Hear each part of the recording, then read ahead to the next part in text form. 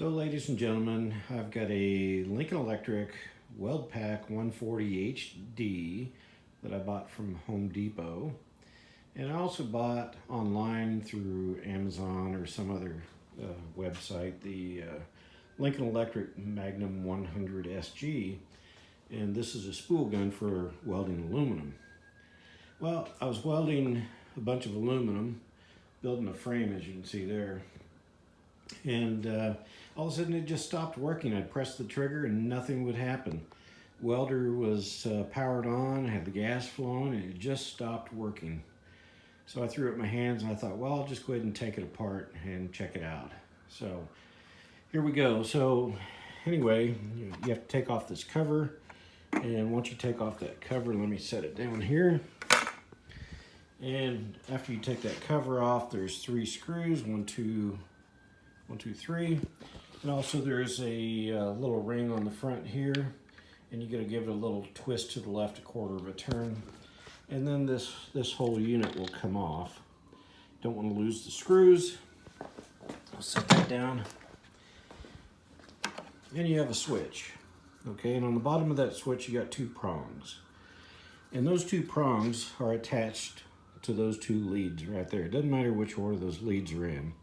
But I thought, well, you know, I took this switch part, and it's only got little connectors on the sides, each side.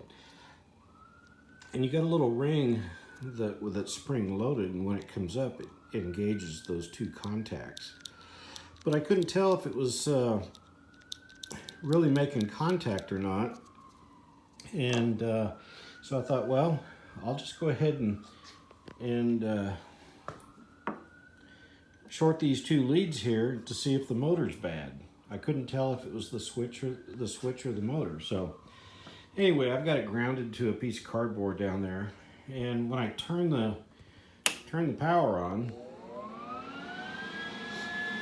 okay, so there's the gun, the spool of aluminum. We want to find out if it's going to work by shorting out these 2 leads. So if you see what happens,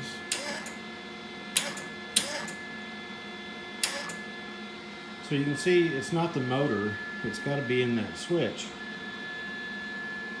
So turn the power off. So apparently I've got to do some, try to fix this and see if I can get it to work, because like I said before, it's just not making contact with that little metal ring inside there. So a cheap little part like this just renders me inoperable. Maybe I ought to just put my own trigger switch on there and see if I can get that working. It's not even worth the hassle to call Lincoln Electric and complain to them. Piece of crap little plastic. They ought to do something about that. Anyway, so that's where the problem is. It's in the switch.